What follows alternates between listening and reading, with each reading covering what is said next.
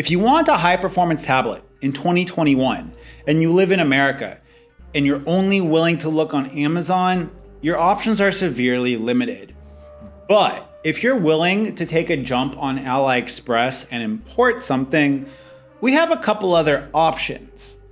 We're going to dive into some of those options today, see what tablet could fulfill your needs, and talk about the price to performance ratio and which tablet is actually going to end up giving you the best bang for your buck for a couple of different use cases. Now, I'm reading some notes off of my Xiaomi Mi Pad 4 running a custom ROM because they completely abandoned this tablet a year after it came out. But we're going to talk a little bit about what you could expect in regards of hardware and software. And let's just jump into the king of Android tablets right now. The Samsung Galaxy Tab S7 Plus, whatever edition they're on at this point. Samsung has been, without a doubt, leading the way in regards to giving people the most Android tablet for the dollar. And if your workload on an Android tablet is something that could possibly replace a desktop, meaning word processing, but also multitasking and doing things possibly on a bigger screen, your options are very limited. See, Samsung gives you Samsung Dex on the tablet, but Samsung also gives you the ability to go ahead and use an external dock to go ahead and plug other accessories into, as well as HDMI out. And that is ultimately what gives Samsung, at least in my opinion, the title of the king of tablets for Android in 2021. That said, they are extremely expensive for good reason, since Samsung has built up quite an ecosystem of not only first-party Samsung apps, but also Samsung's collaboration with Microsoft. And I've touched a little bit on that on my Samsung Dex series, and I'll have a link to that video up here. But having the ability to plug your tablet into an external display, plug it into a hub, and being able to use it with a variety of accessories ultimately gives you significantly more value if the goal of your Android tablet is to replace a conventional computer. Now, the next tablet on this list is a little controversial, and it's controversial in my opinion because I've said that I strongly dislike it. But that is the Xiaomi Mi Pad and Xiaomi Mi Pad Pro. Now, the Mi Pad comes in at right around like $380, $400, and the Mi Pad Pro comes in at a slightly higher price point. That said, the Mi Pad Pro does give you the Snapdragon 865, which is, or the 865 Pro Plus Snapdragon 870, which is equivalent to what you would get from Samsung. Unlike Samsung, you're capped at 400 nits of normal brightness with a maximum HDR10 brightness of 480 nits on your 120 Hz LCD display. Now, for your workload, if your only goal is to use the tablet screen, Xiaomi is totally adequate. In fact, I think that for a personal entertainment device, the Mi Pad 5 or Mi Pad 5 Pro is fine.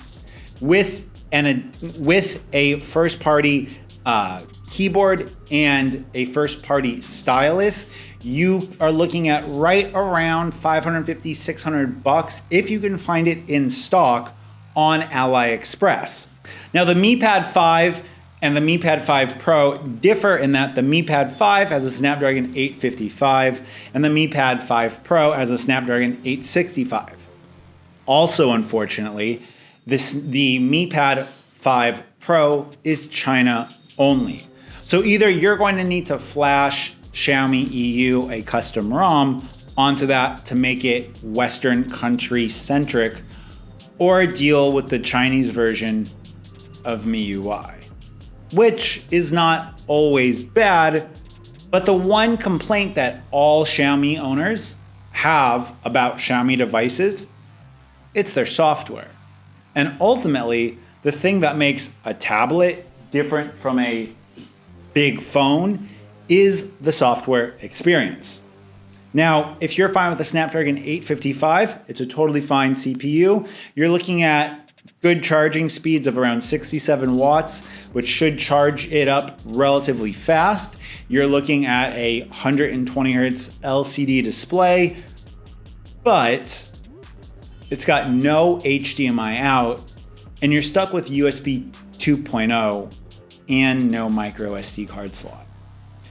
Meaning, if you want to edit photos on the Mi Pad 5, I would suggest getting the 256 gigabyte version and getting the Pro China model, because you can't get more than 6 gigabytes of RAM on the regular Mi Pad 5. Not that that's the end of the world, but all of your transfer speeds onto the tablet are going to be slower, and in general, you're not going to be able to hook it up to an external monitor, which is kind of why I think the Mi Pad 5 is a bit of a joke. It ultimately doesn't do more in regards to capability and productivity than your phone in many ways. And if you have a Samsung phone, you can hook that up to an external monitor, leverage Samsung Dex, and actually have the shot of replacing a desktop computer for some use cases. The next tablet on this list is, again, China only. You're noticing a pattern here. It's the XiaoXin Pad P11. I'll have a link to it. But it's a Lenovo tablet made under a different name for China. This features a 90 hertz OLED display. It features HDMI out, which would allow you in some use cases to use it on a bigger monitor. I'm pointing over here because my monitor is over here. And it doesn't have USB 2.0. It has USB 3.1. So it does offer you some more functionality. In regards to speakers, both the XiaoXin and the Mi Pad are Dolby Atmos certified. They have great speaker setups, although the Xiaomi tablet has more wattage to power its speakers, and theoretically, its speakers would be better. Now, the XiaoXin or Lenovo Pad P11 Pro China only edition is going to have a Snapdragon 865 Pro Plus, also known as the Snapdragon 870. And that means you're going to have identical performance to the Mi Pad Pro, as well as the Samsung Tab S7.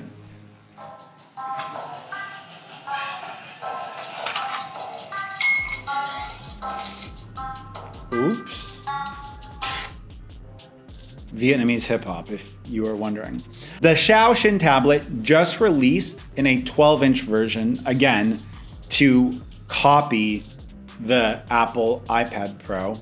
And both the XiaoXin and the Xiaomi tablet have a first-party stylus, as well as the ability to connect it to a first-party keyboard.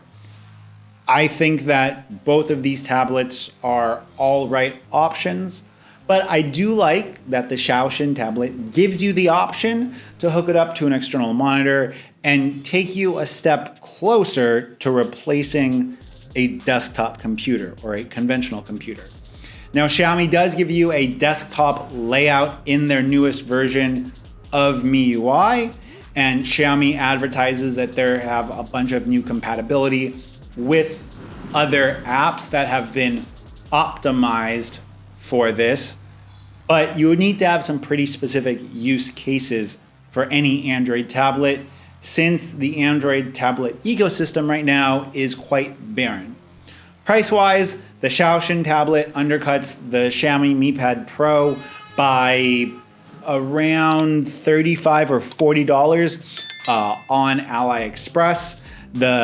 Both of those tablets undercut the Samsung tablet by a whole $200. But then all of this got me thinking, if you are looking to get an Android tablet with a keyboard, why would you not just get something like a Nextdock or a UPerfect laptop dock for a Samsung or a Motorola phone or a Huawei phone Or is there a... I'll put all the companies that have a desktop mode when plugged in on the screen right now.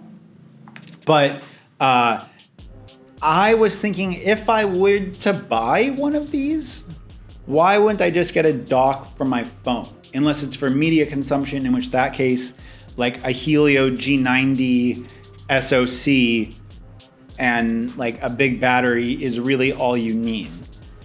And if you're looking to game on either of these devices, having the ability to have HDMI out would allow you to game on a big screen with a Bluetooth controller. And again, the Xiaomi tablet falls behind. So that is it for what I was able to find in regards to high performance Android tablets here in 2021. I wanted to go ahead and give you guys a brief rundown of kind of some of the pros and cons of each of these. You can look up their specific specs online, but ultimately, if you want to replace your desktop experience or use your tablet for gaming, your options are really Xiaoxin or Lenovo and Samsung for a high performance Android tablet. If you're looking for a immediate consumption device, the Xiaomi Mi Pad 5 is vastly overpowered. If you're looking at a device for school and you're a student just taking notes and you want something smaller to take to class, I think the Xiaomi tablet would be fine. The fact that it's got the first party stylus, but at that point, maybe get the Samsung Tab S7 FE and then be able to use it for gaming and stuff on a large monitor. As you guys can tell, I'm a big fan of trying to replace conventional laptops and conventional computers with mobile computing options with the kind of horsepower that these devices have. And I think that especially for students or people on a low income, being able to have that added functionality gets you incredibly close to a world of pure mobile computing, whereas Xiaomi's strategy of not doing that locks you into just using it with your 10 or 11 inch screen. That's it. Hope you guys enjoyed this. What would you want to use an Android tablet for? Let me know on Twitter. And until next time, it's been Mitchell. Peace.